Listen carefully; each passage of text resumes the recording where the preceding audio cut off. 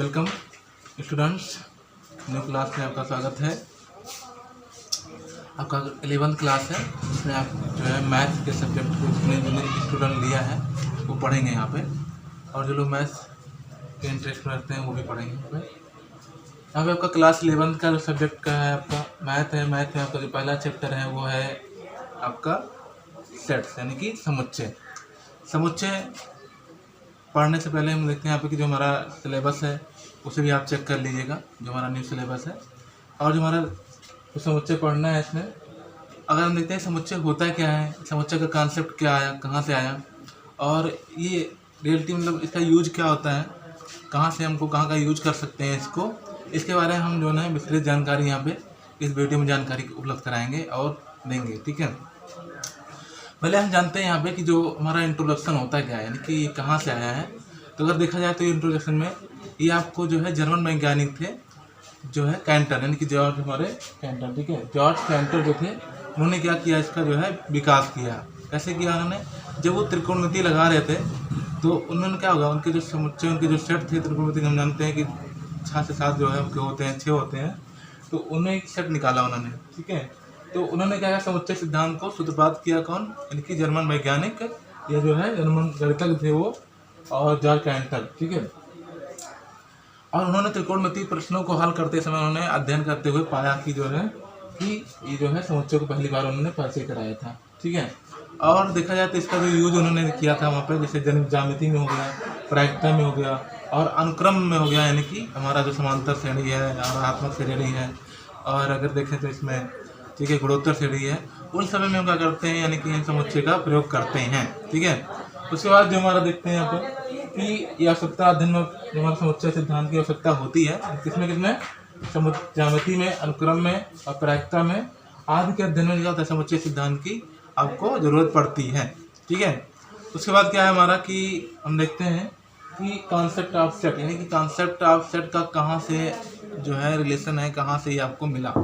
तो अगर देखा जाए कहाँ से मिला, तो ये कोई नई चीज़ नहीं है। ठीक है, ये बहुत पुरानी चीज़ है, और इसकी जो हमारा यूज हम देखते हैं कि हमारे पास बहुत सी वस्तुएं होती हैं, उनका अपना अपना सेट होता है। ठीक है, और ये हमारी लाइफ में, यानी कि हमारे जीवन शैली में, यानी भाषा में हमारी क्या होता है, यूज होता है।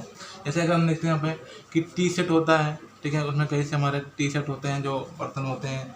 ठीक है, और अगर हम देखें यहाँ पे कि जो होता है हमारा डिनर सेट होता है, ठीक है, डिनर सेट में देखेंगे हमारा, और इससे हमारा ज्यामिति के जितने उपकरण होते हैं, ठीक है, वो भी एक सेट के काम करते हैं। तो ये कहीं ना कहीं हमारा क्या होता है, जीवन में एक भाषा शैली के रूप में जो हमारा यानी कि लाइफ में यूज होता है। ठीक है, और रंगों का सेट होगा, गणित की जो हमारा गणित का कोई अच्छा में जो है क्रिकेट की टीम का जो हमारा सेट होता है, यानी कि हमारे कुल प्लेयर कितने होते हैं, 11 प्लेयर होते हैं, तो भी एक आपका सेट की प्रोग्राम काम करता है। ठीक है, उसके बाद देखते हैं यानी कि collection of well defined object, यानी कि बस जो हमारा यहाँ पे सेट होता है, उस सेट में हमारा क्या होना चाहिए कि जो ऑब्जेक्ट हैं, जो हमारे वस्तुएं हैं, उन वस्तुओं का जो कलेक्शन होता है वो वेल डिफाइन होना चाहिए। ठीक है, वेल डिफाइन यानी कि वस्तुओं का सुपरिभाषित संग्रह जो होता है वो होना चाहिए। अब सुपरिभाषित संग्रह का जो हमारा अर्थ होता है कि इसमें सम्मिलित जो वस्तुएं होती हैं, ठीक है, वो क्या होनी चाहिए, निश्चित एवं सुस्पष्ट होनी चाहिए, निश्चित एवं सुस्पष्ट होनी चाहिए। और जब सुस्पष्ट रहेंगे और निश्चित रहेंगे तभी हमारा क्या होता है, सेट बनता है। सेट तभी बन पाता है आपको। ऐसा नहीं है कि हम जो है कि कुछ इधर से वस्तु ले लें, कुछ उधर से वस्तु ले लें, या एक ही प्रकार की कोई वस्तुओं को ले लें, ऐसा नहीं हो सकता है। तो जो हमारा अर्थ होता है कि इसमें अगर रियलिटी देखें तो यहाँ पे कि 2 या 2 से अधिक वस्तुएं एक समान नहीं हो सकती। ठीक है, 2 या 2 से अधिक वस्तुएं एक समान नहीं हो सकती, तभी वो सेट बनता है। ठीक है, तो यहाँ तक हमारा पहला जो इंट्रोडक्शन था, इंट्रोडक्शन के बाद हमारा हुआ कॉन्सेप्ट ऑफ सेट और कलेक्शन ऑफ वेल डिफाइन, यानी कि वस्तुओं का वेल डिफाइन होना बहुत ही इंपॉर्टेंट रखता है। इतनी सी बात हो गई हमारी जो है यानी कि इंट्रोडक्शन के बारे में। ओके, तो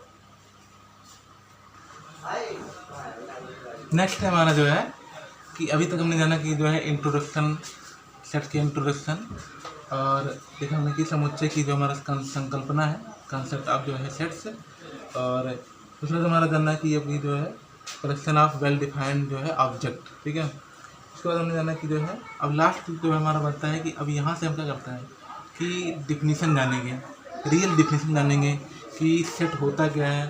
ठीक है, और इस डिफिनीशन को क्या कर सकते हैं आप अपनी कॉपी में नोट भी कर सकते हैं। ठीक है, हम आपको बताते हैं कि सेट होता क्या है। सेट जो होता है आपको वेल डिफाइंड, यानी कि वेल डिफाइंड हमारा होता है कि यानी कि set is a collection of well defined यानी कि ऑब्जेक्ट से डिस्टिंक्ट एट डिस्टिंग्विशेबल ऑब्जेक्ट। ठीक है, तो देखते हैं कि समुच्चय जो होता है वस्तुओं का सुपरिभाषित संग्रह समुच्चय या कुलक कहलाता है। यानी कि नया जो शब्द है कुलक, वो भी जानते हैं क्या आता है, यानी सेट का जो है एक हिंदी वर्ड है कुलक।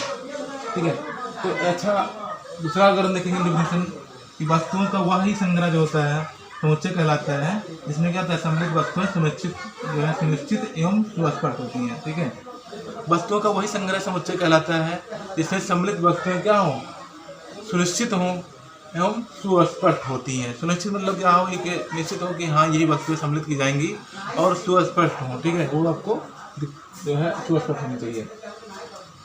अगला है डिफिनेशन है कि set is a collection of distinct, है ना, डिस्टिंक्ट एंड डिस्टिंग्विशेबल ऑब्जेक्ट। ये आपको जो है डिफिनेशन है, इसे आप जो है कभी में नोट कर सकते हैं।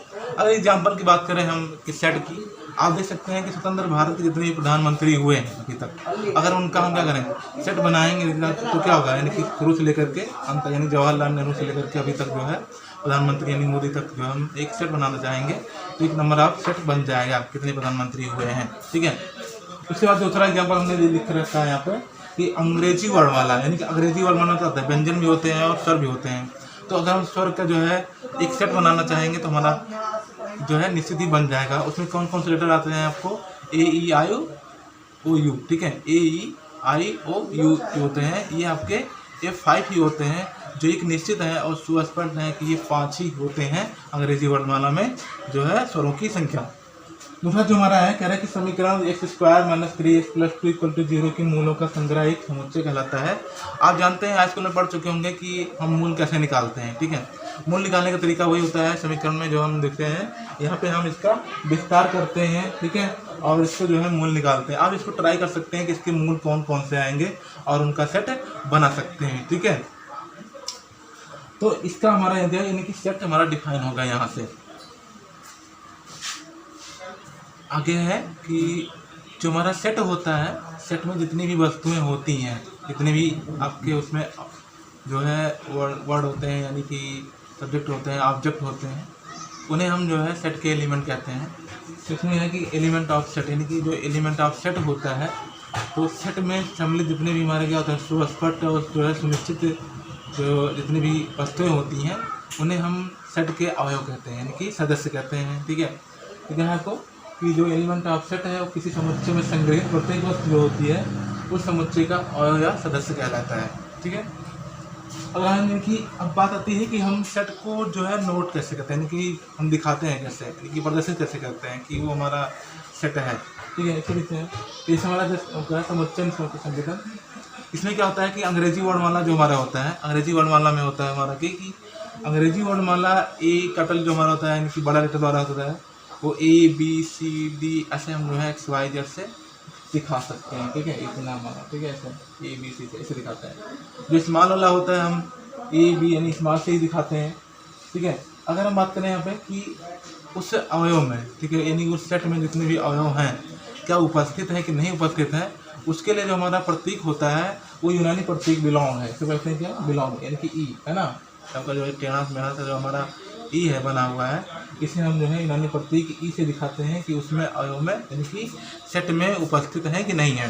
जैसे हमने कहा कि किसी सेट ए है, उस सेट में जो है हमारा कोई अवयव x है उपस्थित है कि नहीं है, तो अगर उपस्थित है तो हम क्या बोलते हैं यहाँ पे x belong to A, x belong to A, यानी कि x समुच्चय ए का अवयव है, यानी कि सदस्य है।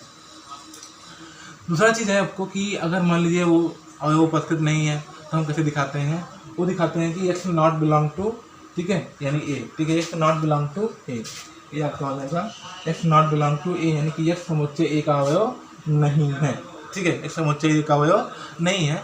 अगर हम बात एग्जाम्पल से लेते हैं कि देखिए आपका ये जो अवयव है आपका, ये आपका क्या है, यानी 1 से जो है आपका जो है 9 तक, यानी कि सम संख्याओं का समुच्चय दिख रहे हैं आप ना, 2 4 6 8, ठीक है, सम संख्याओं का समुच्चय है 2 4 6 8। अब हम बात करते हैं यहाँ पे कि अगर हम आपसे कहें कि इसमें 6 है कि नहीं है, तो अगर मान लीजिए प्रेजेंट दिखाना चाहते हैं एक अवयव, कितने अवयव है हमारे, अवयव की संख्या कितनी है, अवयव की संख्या हमारी इसमें है आपकी 4, कितनी है 4, ठीक है। कौन कौन से हैं, 2 4 6 8, ठीक है। अगर हम बात करें यहाँ पे कि 2 है कि नहीं, 2 है तो 2 बिलोंग टू सेट ए हो गया, 4 बिलोंग टू सेट ए, ठीक है, और 6 बिलोंग टू सेट जो है हमारा हो गया आपका यहाँ पे ए, और 8 बिलोंग टू सेट ए, ठीक है।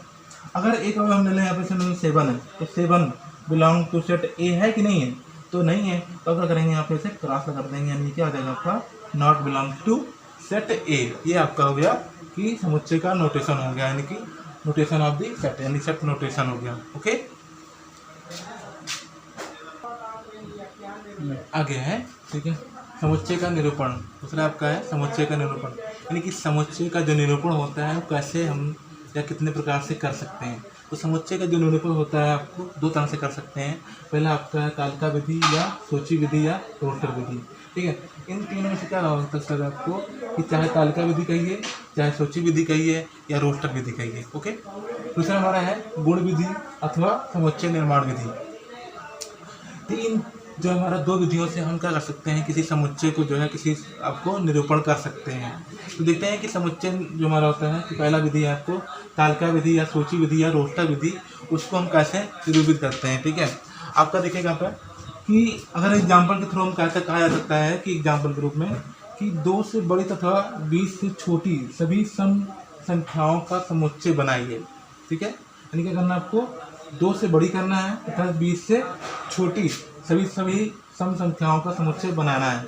तो आप पहले ही पता करिए कि 2 से बड़ी जितनी भी हमारी क्या होगी सम संख्याएं होंगी और 20 से छोटी होंगी वो कौन कौन सी हैं, ठीक है। पता करते हैं, 2 से बड़ी कौन सी होगी हमारा 4, ठीक है।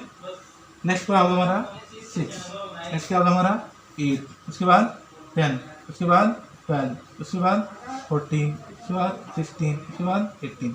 ये आपके कितने हैं 3 3 6 3 6 3 2 8 कितना हमारा 8 है।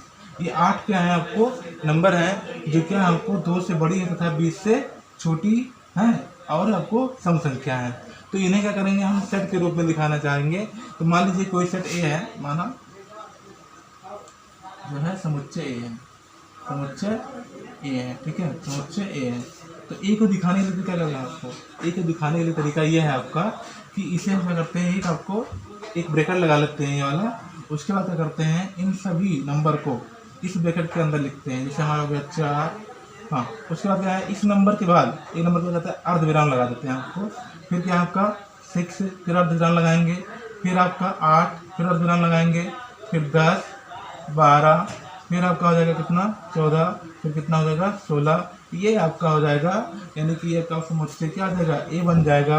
अब इससे आप कर सकते हैं कि आप देख रहे हैं इसमें कि 2 से क्या है बड़ी है और आपका 2 से बड़ी है और हमारा 20 से छोटी हैं और ये सारी क्या है आपको सम संख्याएं हैं।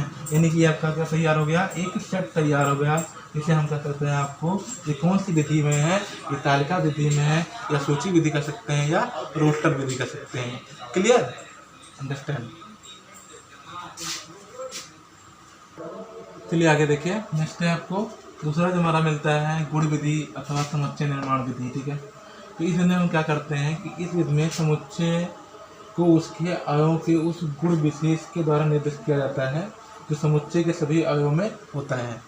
यानी कि जो सारे अवयव रखे हैं इनका एक गुण ले लेते हैं हम और उस गुण में, ठीक है, एक आपको अवयव ले लेते हैं। जैसे मान लिया x हो गया, y हो गया, z हो गया, तो ये लेते हैं कि उसे हम दिखा देते हैं कि ये क्या आपका कि इसी गुण विशेष से जो है हमारा ये समुच्चय बन रहा है। जैसे हम बोल रहे हैं यहाँ पर कि 10 से छोटी अभाज्य संख्याओं का समुच्चय, 10 से छोटी अभाज्य संख्याओं का समुच्चय। तो आप इसको इस तरह लिख सकते हैं, जैसे लिखेंगे यहाँ पे, आप जानते हैं कि 10 से छोटी अभाज्य संख्याएं कौन कौन सी हैं। जैसे आपका हो गया यहाँ पे कौन कौन सी हैं, 2 3 5 7 और कितना हो गया आपका 9 तो होता है ना, 9 तो आपका डिफाइन होता है। तो ये आपका हो गया आपका 10 से छोटी अभाज्य संख्याएं हैं। तो आप क्या करेंगे यहाँ पे, तो जैसे मान लें आपको क्या है कोई समुच्चय है, माना समुच्चय ए है, समुच्चय ए है, ठीक है, समुच्चय ए है। तो ए को दिखाने का तरीका ये है आपका कि ए ऐसे लिख लिया आपने, फिर आपने क्या किया, यहाँ पे मझला कोष्टक लगाया, ठीक है। मझला कोष्टक लगाने में क्या करते हैं हम यहाँ पे कि एक अवयव लेते हैं यहाँ पे x, ठीक है, x हो गया। तो x के बाद क्या करते हैं यहाँ पे एक दो बिंदु लेते हैं आपको, ठीक है। अभी बताते हैं आपको कि x जो होता है वो है क्या, x क्या है, ठीक है। x 10 से छोटी अभाज्य संख्या है, 10 से छोटी अभाज्य संख्या, ठीक है। 10 से छोटी क्या है आपका अभाज्य संख्या, 10 से छोटी अभाज्य संख्या, ठीक है। ये हो गया हमारा, यानी कि ये हो गया सेट ए जो हमारा अवयव x है, और वो अवयव जो हमारा है x क्या होता है 10 से छोटी अभाज्य संख्या है। फिर उसके बाद क्या करते हैं, आपको कर्ली ब्रैकेट लगा देते हैं, ठीक है। ये आपका हो गया आपका समुच्चय निर्माण विधि, ये आपका आंसर होगा, ठीक है। अगला कह रहा है कि भारत के सभी नागरिकों का समुच्चय। अगर हम बात है यहाँ पे इसका समुच्चय बनाना है तो आप जानते हैं कि क्या है, बहुत से नागरिक हैं उसमें, ठीक है। ऑल ग्रुप्स के होते हैं, ऑल एज के होते हैं। तो हम क्या करेंगे यहाँ पे, कैसे बनाते हैं, जैसे मान लीजिए माना कोई समुच्चय ये है, माना समुच्चय आपका बी है। तो बी को दिखाने को दिखा क्या आपको, बी लिखेंगे ऐसे बी, और उसके बाद कर्ली ब्रैकेट लगा देंगे यहाँ पे। तो लिखेंगे यहाँ पे आपका एक्स, ठीक है, एक्स वाई जेड कुछ भी ले सकते हैं यहाँ पे, ठीक है। यहाँ पे आपको डॉट लगाएंगे यहाँ पे। उसके बाद लिखेंगे एक्स क्या है, एक्स भारत के नागरिक हैं, एक्स भारत के नागरिक हैं, भारत के नागरिक, ठीक है। कोई भी आपके ग्रुप हो, ठीक है। यहाँ पे कर्ली ब्रैकेट हो जाएगा आपका यहाँ पे, ठीक है, जैसे आप बोल सकते हैं यहाँ पे, ठीक है। तो ये क्या हो गया हमारा, ये अवयव है। और ये अवयव किस प्रकार के हैं, वो अवयव क्या है आपको, यस भारत के नागरिक हैं। इन्हें इस तरह से हम जो है गुण विधि या जो है समुच्चय निर्माण विधि द्वारा को दिखा सकते हैं यहाँ पे, ओके।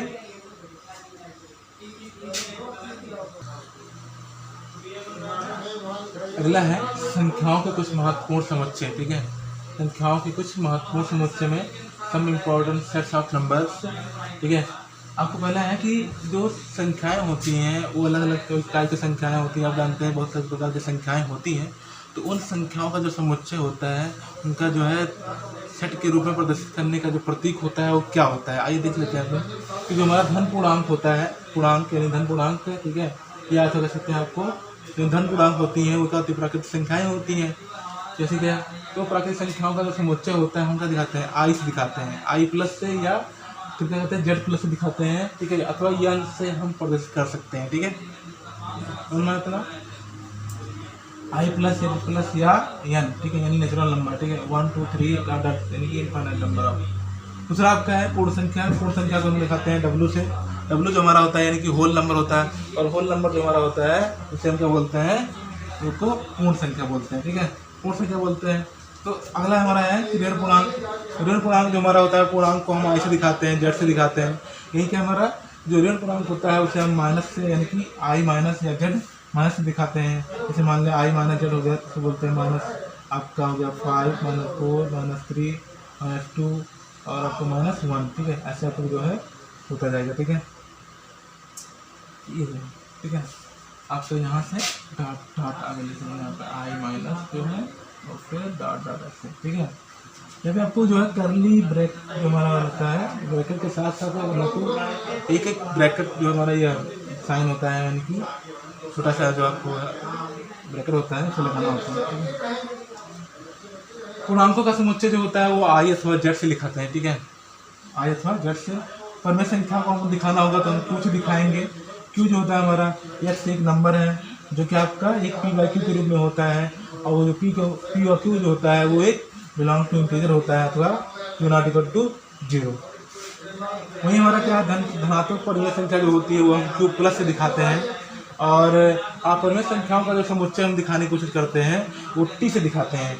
टी हमारा क्या है, अगर हमारा यहाँ लिखेंगे X belong to R. R क्या है हमारा रियल नंबर, यानी कि वास्तविक संख्या होना चाहिए, लेकिन जो हमारा होना चाहिए क्यू नॉट इक्वल, है ना, आपका एक्स बिलोंग नॉट क्यू। क्योंकि आपका परिमेय संख्या अगर आपको अपरिमेय होगा तो परिमेय नहीं होगा, ठीक है, इसलिए हमने लिखा है यहाँ पे X not belong to Q. क्यों क्या होता है आपका परिमेय संख्याओं का समुच्चय, यानी परिमेय संख्या होती है। तो ये अगर ये परिमेय संख्या टी से दिखाना है इसको, तो क्या करेंगे आपको यहाँ पे कि क्यू नहीं होना चाहिए उसको। अगला है हमारा वास्तविक संख्या। वास्तविक संख्या जो होता है उसे हम आर से दिखाते हैं। आर क्या होता है हमारा रियल नंबर होता है, ठीक है। यहाँ से हमारा कर देगा रियल नंबर। नेक्स्ट आपका बनता है धनात्मक वास्तविक संख्या। धनात्मक वास्तविक संख्या के देहातों को आर प्लस से दिखाते हैं, आर प्लस से, ठीक है। समिश्र संख्या जो मान होता है उसे हम क्या दिखाते हैं, सी से दिखाते हैं। और जो सी होता है एक्स से अवयव है, एक्स कैसा होना चाहिए, ए प्लस आई बी के रूप में होना चाहिए। और जहाँ ए बी क्या होता है, बिलोंग टू आर होता है, यानी आई स्क्वायर इक्वल टू -1। इस तरह का जो हमारा सिलेबस है उसे आप क्या करेंगे, नेक्स्ट चैप्टर में पढ़ेंगे, ठीक है। इसका वेट करिए इसके बारे में, और ये आपका सिलेबस में है, ठीक है। तो इतना हमारा हो गया कि संख्याओं का जो महत्वपूर्ण समस्या होता है उसको हम कैसे कैसे प्रदर्शित कर सकते हैं, यानी किस किस प्रतीक के द्वारा हम इसको दिखा सकते हैं। इतना जानने के बाद हम क्या करेंगे, यहाँ पे अगले वीडियो में हम आपको दिखाएंगे अलग अलग जो है क्वेश्चन सॉल्व करके उन्हें किस प्रकार से हम सॉल्व करते हैं और उनको समुच्चय बनाते हैं, ठीक है। इसके लिए आप क्या करेंगे, अगर जानना है आपको तो अपने चैनल को जो है सब्सक्राइब कर लीजिए, और साथ साथ क्या है बेल आइकन को भी दबा दीजिएगा, और उसके बाद आपको लाइक बटन दबाइए। साथ साथ जो प्रॉब्लम है उस प्रॉब्लम के लिए क्या करें, आप कमेंट करिए, प्रॉब्लम को सलूशन अगर आप चाहिए तो कमेंट भी करते रहिए, है ना। इससे क्या करेगा, आपको जो है जो न्यू चीज़ें हैं आपको जानने का अवसर मिलेगा, और जब आप जानेंगे तभी आपका नॉलेज बढ़ेगा, ठीक है। इसलिए बहुत बहुत धन्यवाद आपको वीडियो देखने के लिए।